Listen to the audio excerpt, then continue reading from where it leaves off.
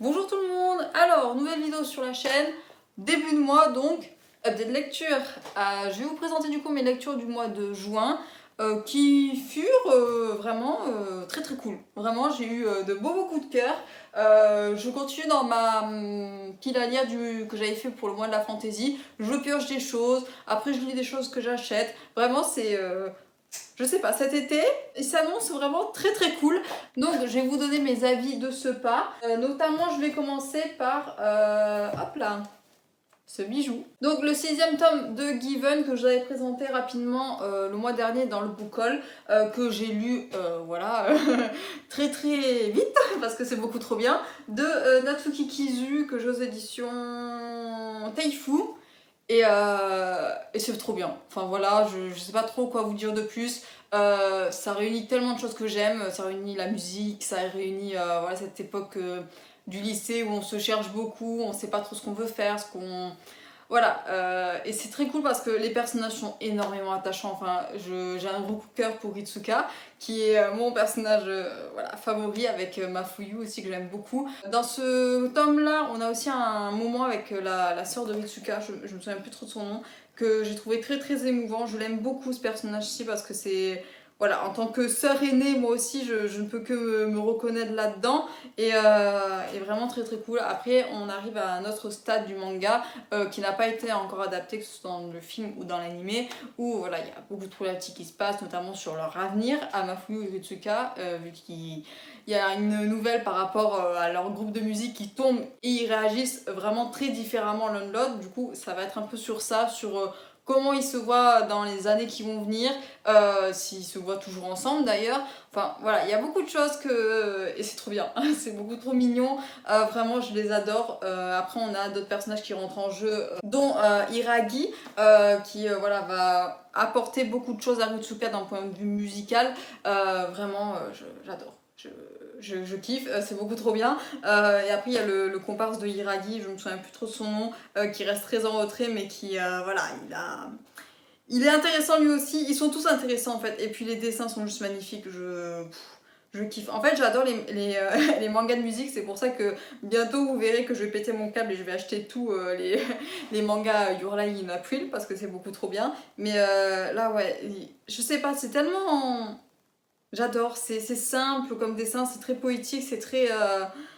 C'est léger, mais ouais, c'est... Je sais pas trop comment vous en parler, parce que c'est beaucoup trop bien. Et puis voilà, je vous laisse découvrir Given, que ce soit dans la version animée ou dans la version manga, c'est beaucoup trop bien.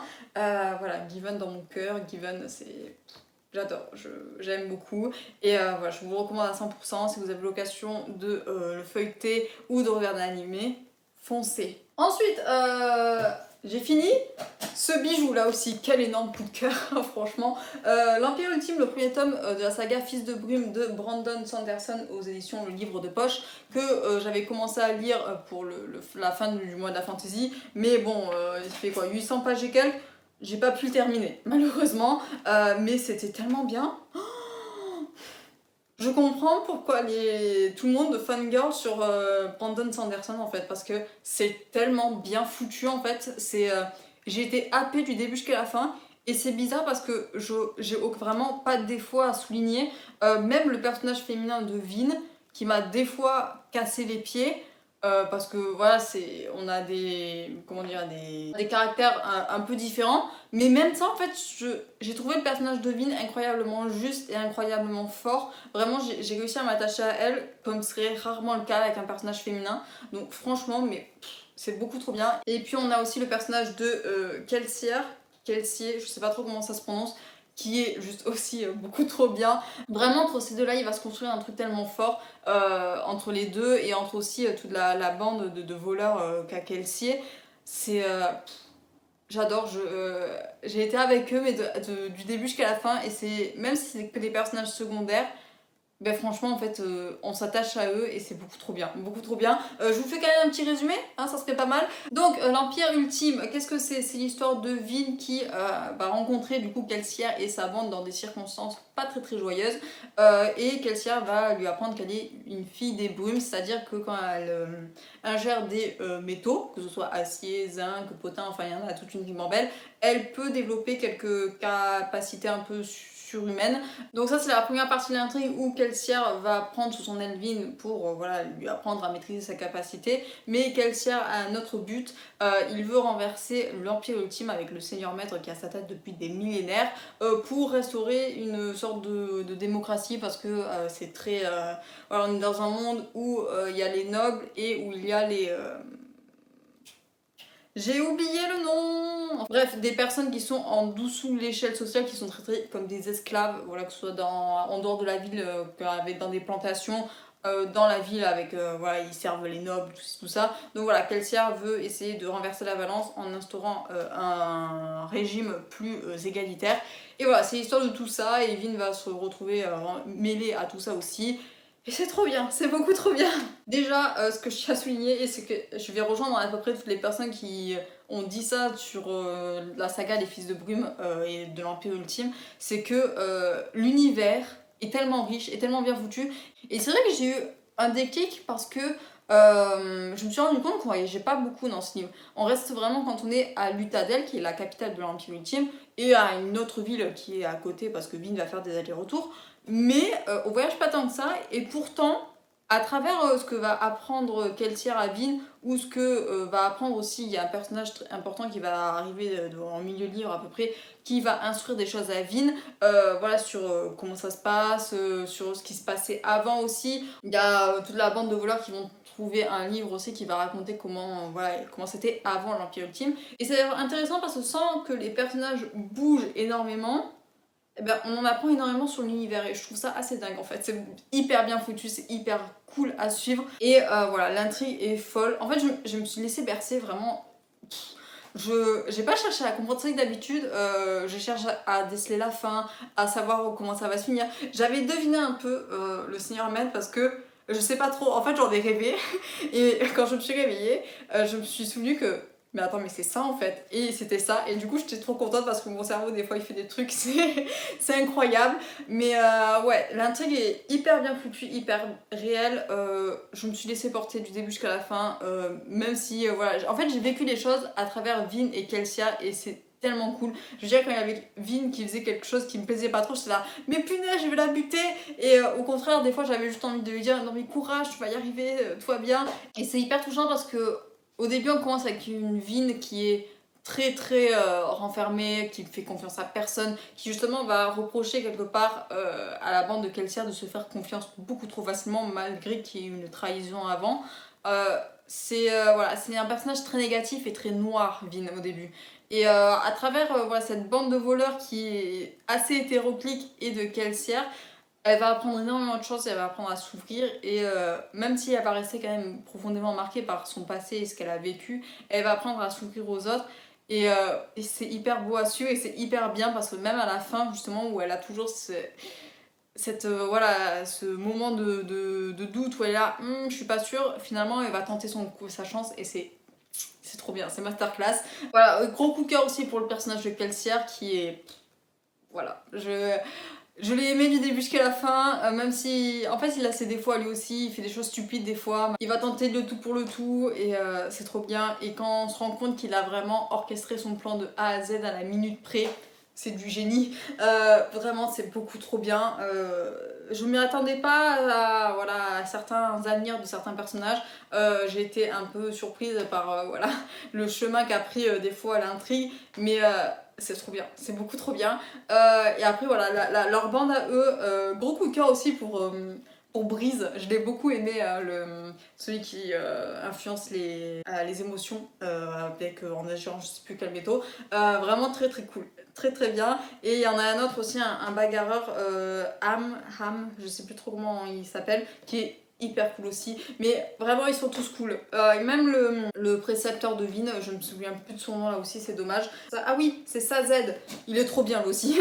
Il n'y a aucun personnage, je trouve, qui a une mauvaise note. Même le noble là qui. De Venture, je sais plus trop comment il s'appelle, c'est Hélène. Ouais, Hélène Venture, qui est trop cool aussi. Ils sont vraiment trop cool. Vraiment, tous les personnages sont énormes. L'écriture après, ou même la traduction, là, vu que je l'ai pas lu en VO, c'est. Je sais pas, c'est hyper fluide à lire en fait. J'ai pas vu passer mes 800 pages et quelques. Ça a été d'une telle vitesse, je suis choquée. D'habitude, j'ai toujours cette impression un peu voilà, bizarre que c'est long, donc ça va être un peu dur à lire. Mais des fois, on tombe sur des pépites en fait, et que ça se lit, mais vraiment une facilité. C'est beaucoup trop bien. Vraiment, j'ai pas envie de vous vendre après trop parce que j'ai pas lu la suite, le tome 2 et le tome 3. Mais vraiment, Les Fils de Brume, en tout cas, c'est une grosse pépite, c'est grandiose, c'est trop bien, c'est du feu de Dieu. Si vous avez vraiment là aussi l'occasion de lire Fils des Brumes et l'Empire Ultime, son premier tome, juste foncez-y. J'adore, vraiment j'ai adoré. J'ai hâte voilà, de me plonger dans les tomes qui suivent et de voir voilà, ces autres sagas aussi. Il y a les archives de Rochard, je crois, le nom de son autre saga qui m'intéresse énormément aussi. Mais voilà, juste la mythologie et voilà, cette mécanique des pouvoirs, je trouve, est très bien foutue. Parce que c'est pas de la magie qui tombe aussi du ciel, quoi. C'est quelque chose qui est expliqué. Et c'est des pouvoirs qui sont pas non plus surhumains. Voilà, il y a de l'entraînement, il y a tout un tas de choses. Et c'est juste trop bien. Vraiment beaucoup trop bien. J'adore. C'est un fantasy adulte très très intéressant, je trouve. Et vraiment, ça me conforte dans l'idée que le fantasy, c'est vraiment mon genre, quoi. C'est là où je m'éclate le plus. Parce que franchement, être aux côtés de Vin et de Kelsier, c'était du régal, vraiment. Et j'espère que je serai autant emballée pour le tome 2 et le tome 3 parce que je demande à voir vraiment comment ça va finir. Je suis curieuse et j'ai très très hâte, vraiment très très hâte. Ensuite, qu'est-ce que j'ai lu? J'ai lu Le Clan Bennett. Là aussi un premier tome. Je commence beaucoup trop de sagas, hein, mais c'est pas grave, je me régale, c'est l'essentiel. Donc Le Clan Bennett, Le Chant du Loup, il me semble, le premier tome, de TJ Klune aux éditions MXM Bookmark, que j'ai en e-book et qui est masterclass là aussi. Qu'est-ce que j'ai adoré, un énorme coup. Alors je dirais pas un coup de cœur, mais franchement, si un coup de cœur, parce que même les jours après, ça m'a travaillé en fait cette histoire. Et c'est trop bien, c'est beaucoup trop bien. Ça fait très très longtemps que j'avais pas été aussi éprise d'un beatlit. Vraiment, c'est pas du tout mon genre en fait d'habitude. Vraiment, j'en lis tous les 36 du mois de ce genre d'histoire. Mais là, j'ai été vraiment sur le cul. En fait, je l'ai lu en plus à une vitesse. Au début, je commençais lentement. Et arrivé à, je sais pas, 30% du livre, j'étais à fond, je l'ai fini en 2 jours, j'ai pas compris. Donc, le clan Bennett, qu'est-ce que c'est? Ce premier tome, ça parle de Ox et de Joe, principalement, parce que chaque tome a leur couple en fait. Ox, du coup, qui à 11-12 ans est abandonné par son père. Parce que c'est un homme violent, c'est un homme alcoolique, du coup, pouf, il décide de disparaître en abandonnant derrière lui sa femme et son gosse. Super, super.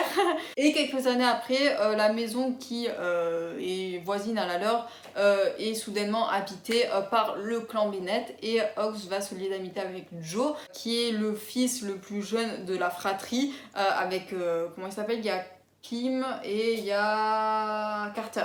Ouais, voilà, c'est les trois frères blonds aux yeux bleus, tellement beaux gosses, hein, n'est-ce pas? Et du coup, Ox va être petit à petit intégré dans cette nouvelle famille de manière assez un peu bizarre au début. Après, on comprend rapidement que la famille de Joe n'est pas 100% humaine, voilà. C'est pas pour rien qu'il y a des empreintes de loup sur la couverture, j'ai envie de dire. Il y a un truc, voilà. Donc, sans grande surprise, Ox va apprendre que Joe et toute sa famille sont en fait des loups-garous. Et voilà, il va y avoir toute une histoire autour de cette meute, de ce qui s'est passé. Joe n'a pas eu une enfance très très douce et très très gentille. Donc voilà, c'est affolant comme c'est une tranche de vie en fait. Je saurais pas comment vous expliquer ça, c'est que on suit vraiment la vie de Ox et de Joe, on les voit grandir vraiment, c'est-à-dire que Ox a 11 ans au début du récit, il en a 26 ou 27, je sais plus trop, à la fin du premier tome, et c'est tellement touchant en fait, j'ai vraiment grandi avec lui, je l'ai vu grandir, et c'est ouf, parce que rien que de reparler, ça m'émeut, parce que j'ai vraiment vécu l'histoire avec lui là aussi. Et surtout que c'est la première personne, du coup, ça prend aux tripes. À certains moments, t'es là, ah, la larme coule. Là, oui, oui, oui. Surtout que Hawk, c'est un personnage hyper attachant, hyper vrai, hyper. La vie lui fait pas de cadeau parce que tout le monde dit qu'il est un peu lent, qu'il est un peu. Voilà, très renfermé, et les gens vont pas du tout l'aider en plus. Il y a que sa famille et voilà, un ami de la famille qui va l'aider à s'ouvrir un peu au monde. Mais c'est vrai que c'est une personne au début très renfermée qui a peur un peu du monde qui l'entoure. Et au contact du clan Bennett, notamment, il va apprendre tout ce que c'est que la vie et l'immensité de ce que peut apporter tout et n'importe quoi en fait, que ce soit la nature, que ce soit beaucoup de choses en fait. Et il va grandir, Ox, et il va devenir une personne tellement belle, je trouve, et tellement attachante et juste un homme bon en fait. C'est vraiment, ça va être ancré en lui, il est bon, il est juste, des fois il peut être très humain, c'est-à-dire qu'il peut péter des crises de nerfs, être très en colère, être très possessif, être assez jaloux, mais juste, je sais pas trop comment vous dire, je me suis attachée vraiment de toute mon âme à Ox. Et c'est rare, franchement, j'ai une. Je sais pas, une espèce de fusion avec lui, c'était compliqué, vraiment. À la fin du tome 1 m'a laissé patoise. Ah, j'étais pas bien. Si bien que j'ai commencé une histoire sur des loups-garous. Non, mais ça, il faut pas trop. Ah, non, allez, pardonnez-moi. Et c'est vrai que je parle beaucoup de Ox, mais il y a Joe aussi qui est juste. C'est au tout début, ouais, c'est un enfant de 10 ans, je crois, vu qu'ils ont 5 ans d'écart, les deux. Et voilà, on va arriver avec un jeune homme de 21 ans à la fin. Et c'est pareil, on l'aura vu grandir à lui aussi. Et c'est dingue, franchement. J'ai l'impression d'avoir vu grandir mes enfants en fait. c'est. Non mais franchement, ouais, c'est le sentiment un peu que j'ai vraiment, même vis-à-vis de Joe. Parce que même s'il y a une ellipse un peu vis-à-vis de ce personnage, il est très attachant aussi, malgré toute la vie. Vraiment, lui a foutu des balayettes à Joe, mais et il s'est relevé et il est devenu là aussi une personne juste incroyable, je trouve. Donc, et ouais, et c'est trop bien, c'est beaucoup trop bien. Vraiment, les deux personnages, Ox et Joe, sont très très attachants et ils font qu'un en fait, et c'est beaucoup trop beau à suivre.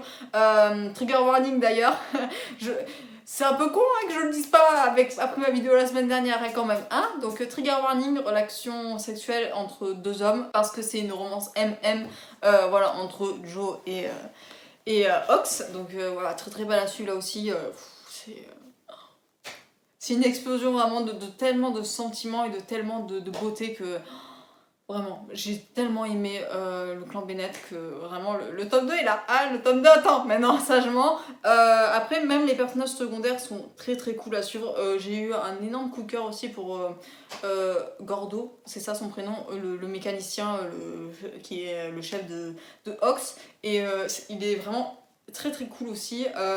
Après, dans le clan Bennett, gros coup de cœur pour Carter aussi. Il me fait tellement rire ce personnage, vraiment. C'est. J'adore, j'adore. Après, j'ai eu un peu de mal avec certains personnages, mais c'est parce que je pense que c'était physique un peu, notamment avec le père, je crois que c'est Thomas Bennett, que j'ai.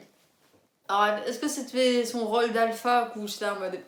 Mais oui, vraiment très très cool, trop trop bien, vraiment trop trop bien. Et j'ai tellement hâte de lire le tome 2 parce que ça va être du coup sur Gordo et sur Marc. Et voilà, comme je viens de vous le dire, Gordo était beaucoup trop bien comme personnage. Donc là, je pense que c'est encore une fois la première personne. Donc être dans la tête de Gordo. Alors je pense qu'en plus c'est une suite directe du tome 1. Donc ça va être cool, vraiment. Beaucoup trop bien, beaucoup trop bien. Donc voilà, c'est très puissant comme livre, c'est très. Je sais pas, c'est assez rafraîchissant en fait. Alors il y a des personnes qui se sont plaintes de la traduction. Je comprends ce qui les rébute un peu, parce que c'est vrai qu'il y a certaines phrases qui sont un peu mal tournées. Mais c'est vrai qu'en VO, du coup, ça doit être une beauté à lire. Je pense que si j'ai un énorme coup de cœur pour la saga, je me les achèterai en anglais. Mais vraiment, si vous arrivez à passer outre la traduction, c'est du pur bonheur. Vraiment, je vous le recommande à 100%. Là aussi, j'attends de lire après la suite, mais je pense que chaque tome peut être lu indépendamment, un peu. Je verrai quand je lis le tome 2 si ça peut. Si c'est vraiment très inspiré du tome 1 ou pas. Donc bon, je vous le recommande vraiment très chaudement. Le clan Bennett, vraiment si vous voulez un bon piclit, c'est vraiment très cool. Alors il n'y a pas de vampire, rien du tout, c'est vraiment concentré sur le loup-garou. Mais c'est le type de bestiole, j'allais dire. de Je sais même pas comment le dire, de créatures, voilà, de créatures un peu mystiques qui m'intéressent le plus. Donc ouais, non franchement très cool à suivre, je vous le recommande à 100% et j'espère que le tome 2 me régalera tout autant que le tome 1. Ensuite après le clan Bennett, alors j'ai commencé un livre en VO que je vais vous parler après vu que je l'ai fini au mois de juin. Mais d'abord je vais vous parler des BD mangas que j'ai lus. Aussitôt acheté, aussitôt lu, que j'ai envie de dire. Voilà, c'était la sortie du mois de juin. Fullmetal Alchemist, le tome 7, édition perfecte aux éditions Kurokawa par Hiromu Arakawa, avec Mei, la belle gosse. Alors c'est dommage parce que dans ce tome-ci, elle apparaît pas. Elle apparaît dans le tome d'avant, mais dans ce tome-ci, elle est absente. Dommage, je me souviens plus trop de la chronologie des choses en Fullmetal, mais dans le tome 8, je crois qu'elle revient. Mais vraiment... Je vous le vends tout le temps, Fullmetal, lisez Fullmetal. Vraiment, j'ai tellement contaminé les gens que ma cousine a commencé à le lire, que sa belle-fille a commencé du coup à le lire alors qu'elle a 10 ans la môme, n'importe quoi. Voilà, je suis en train de contaminer tout le monde et je suis très fière de moi. Lisez Fullmetal. Vraiment, ça vaut le coup, c'est beaucoup trop bien. Donc dans le tome 7, je le dis en fait un peu à chaque fois dans ces tomes-ci, mais là c'est vrai que c'est très flagrant, c'est que c'est un tome assez pivot, parce qu'il se passe des choses qui font que ça va tout impacter dans l'histoire. En fait, vraiment l'espèce de moment avec Gary, avec Lust, vraiment ça va être assez pivot dans où vont atterrir les personnages plus tard.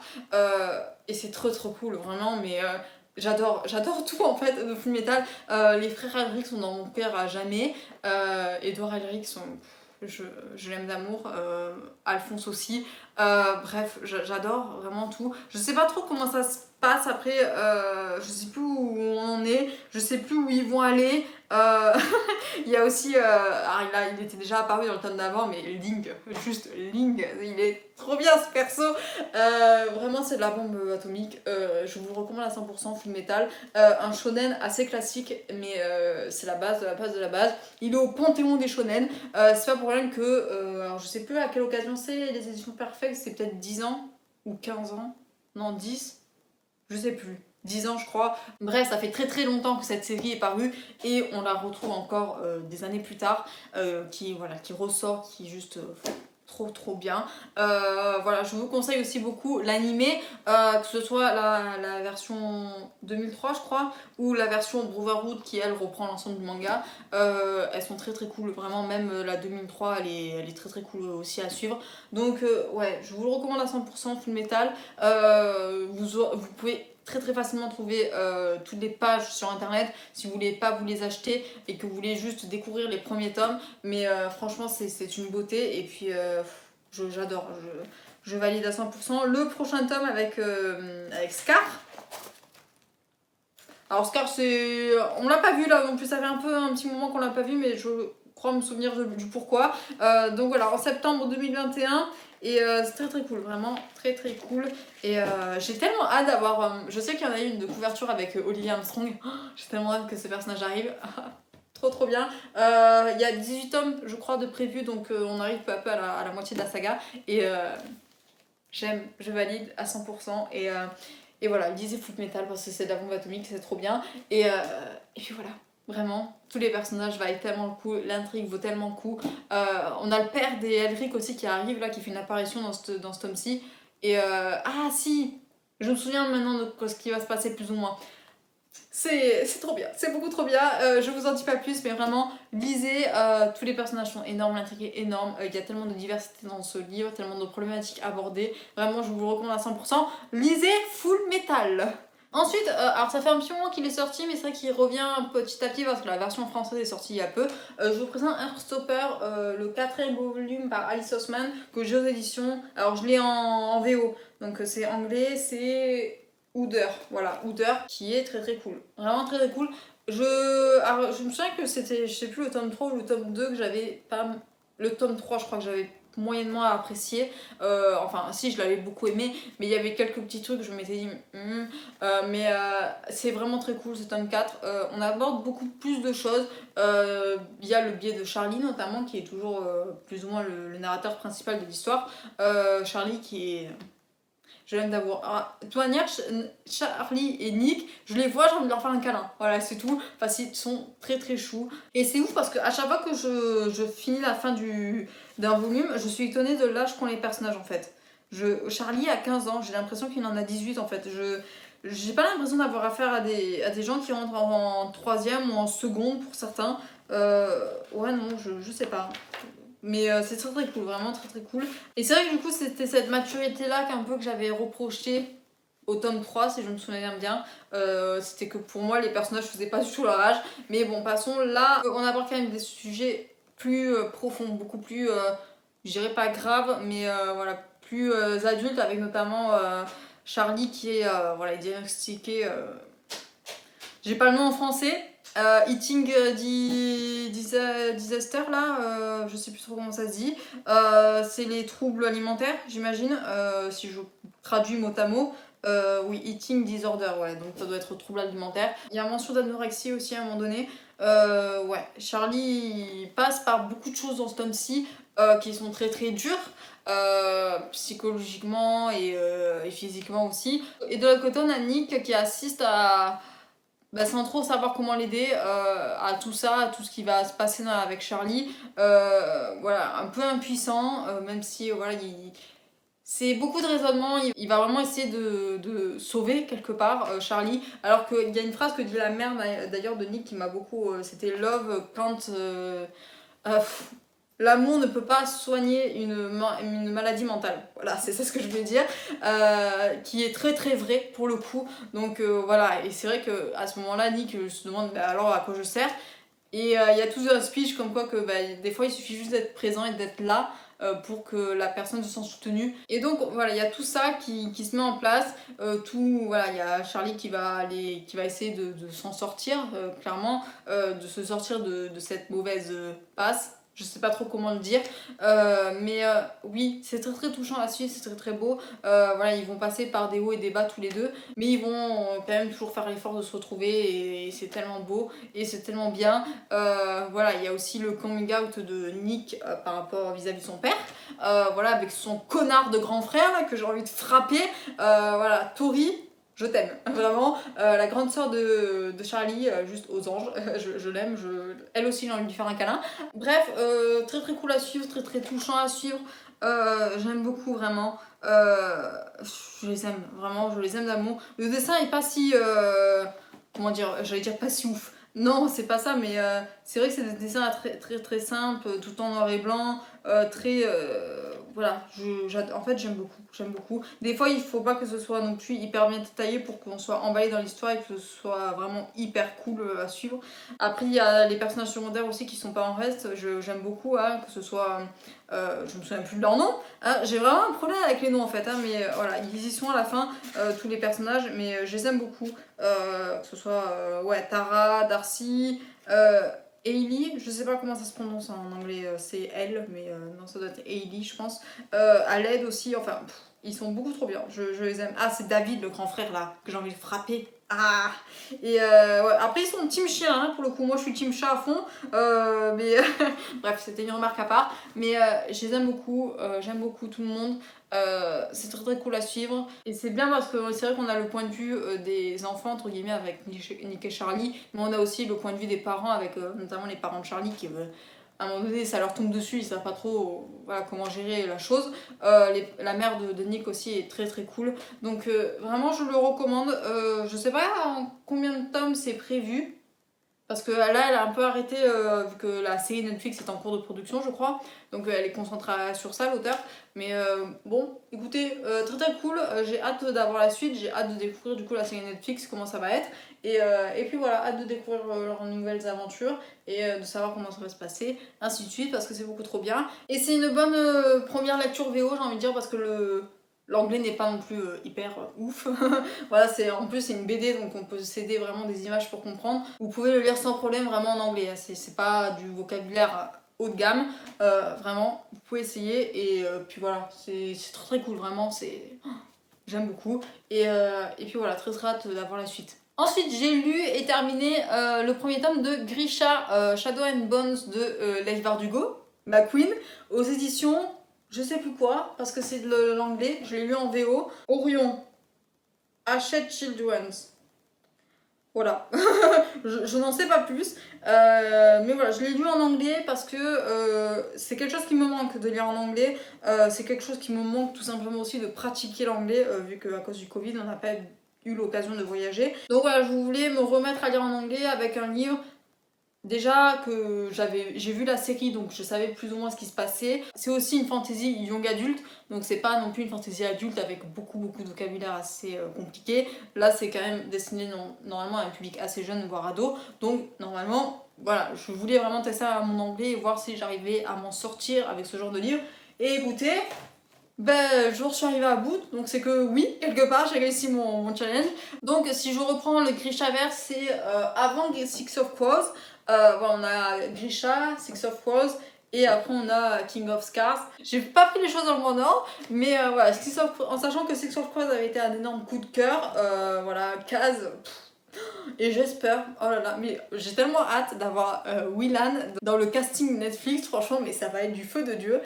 Bref, on n'est pas là pour parler de la série, mais je vais quand même faire un petit parallèle. C'est vrai que j'avais peur de Grisha parce que tout le monde dit que si on a lu Six of Crows avant, des fois Grisha ça passe pas trop, et je vous comprends plus ou moins. Après, j'ai été un peu pas déçue, mais c'est vrai que en fait j'avais pris argent comptant ce que disait la série. Donc c'est-à-dire qu'on allait avoir Kaz, Inej et Jasper dans Grisha. Pas du tout, je vous arrête de suite, on les voit pas, ils n'existent pas, clairement. Voilà, après on a quand même la trame globale de l'histoire d'Aliena qui se fait, mais c'est du coup vraiment sans le clan Six of Crows. Je pense que c'est un choix de l'auteur parce qu'elle a participé à la série, mais ce qui est bien dans la série, c'est que du coup, on sait aussi quand même des choses vis-à-vis des personnages qu'on sait pas trop forcément dans Six of Crows, notamment la tension Nina Mathias, qui est expliquée dans le livre, mais que là, on sait un peu plus comment ça se passe dans la série. Voilà, plus ou moins. Mais pour en revenir à Grisha, le premier tome, Shadow and Bones, j'ai été surprise aussi que ce soit écrit à la première personne, qu'on soit vraiment dans la tête d'Alina. Je m'y attendais pas trop parce que je pensais que ça allait être un peu comme Six of Crows, c'est-à-dire que chaque chapitre on a un point de vue d'un personnage différent. Je m'attendais à voir Alina, à voir Mal, à voir le Dark Line, voilà, à voir un peu peut-être aussi Genya. Mais non, c'est vraiment très centré sur Alina pour le coup, et c'est vrai que le fait d'avoir vu la série, ça, je sais un peu ce qui se passe en dehors d'Aliena, c'est ça ce que je veux dire. Mais en tout cas, c'était assez cool. Je suis pas déçue de ma lecture. Non, franchement, après le fait que je l'ai lu en anglais, c'est vrai que ça m'a mis un peu un challenge personnel de lire en anglais. Donc non, j'étais assez prise dans l'histoire, donc c'était assez cool à suivre. Pour le niveau d'anglais en soi, c'est du fantasy, donc forcément il y a quand même quelques mots de vocabulaire qui sont utiles à comprendre dans un fantasy, mais c'est pas non plus, voilà, comme je le disais, c'est pour les ados, c'est pas de l'anglais fou furieux. Je pense que si je lis Le Seigneur des Anneaux en anglais, là je pleure. Mais là, non, franchement, c'est assez compréhensible, je trouve. Après, c'est comme tous les livres en anglais, il faut quand même un minimum, voilà, si vous connaissez rien à l'anglais, vous attaquez pas à un livre en anglais, il faut avoir quand même le minimum basique pour voilà, lire un livre en anglais. Mais franchement, ça se lit assez facilement, j'ai trouvé. Et j'ai pas un niveau non plus de malade mental. Hein. J'ai des années d'anglais derrière moi, mais c'est pas non plus. Voilà, je suis pas à un niveau bilingue d'anglais, c'est ça ce que je veux dire. Donc ça se lit assez facilement. Après, je saurais pas dire ce que reprochent vraiment les gens qui n'ont pas aimé Grisha. Parce qu'en soi, j'ai trouvé ça assez cool. C'est vrai que du coup, du moment que j'ai vu qu'il n'y avait pas Kaz, il n'y avait pas Inej, enfin il n'y avait pas Jasper, j'ai mis ça vraiment pas du tout en comparatif avec Six of Crows. Je l'ai vu vraiment comme un livre à part. Et sur le coup, j'ai plutôt bien aimé. Après, je peux pas faire le parallèle de. Parce qu'il y en a qui disent que Leigh Bardugo a beaucoup s'est amélioré d'un point de vue écriture. Je saurais pas le dire parce que du coup, j'ai lu Six of Crows en français et j'ai lu Grisha en anglais. Donc c'est deux contextes assez différents. Il faudrait peut-être que je lise Grisha soit en français, soit Six of Crows en anglais, donc, pour avoir un vrai comparatif. Là, j'avoue que je peux pas, je peux pas dire oui, il y a une... Parce que d'un côté c'est une traduction, d'un côté c'est vraiment l'auteur. Mais j'ai pas été choquée voilà, de l'anglais. Après, je suis pas anglais native, donc je peux pas dire que voilà, l'écriture est mal foutue. Mais pour moi, tant que c'était compréhensible, ça allait, franchement, c'était... je l'ai lu vraiment assez facilement, je trouve. Donc je suis assez contente de ce point de vue-là. Après, l'intrigue en soi, je m'attendais voilà, vu que j'ai vu la série, j'ai pas été non plus hyper surprise par comment ça se passe. Par contre, il va falloir me rendre tous les moments mal à Liena, hein, que la série a mal foutu là. Parce que alors, allez, les baisers à Liena Darkline, ça c'est ok. Mais alors putain, tout le background mal à Liena, où là il foutu à la poubelle à la série, ça m'a saoulé. Vraiment, surtout que moi, personnellement, je suis team mal. Vraiment, le Darkline, il m'a fait ni chaud ni froid, que ce soit dans la série ou dans le livre. Vraiment, je le déteste ce mec. Du début jusqu'à la fin, j'ai pas pu me le voir.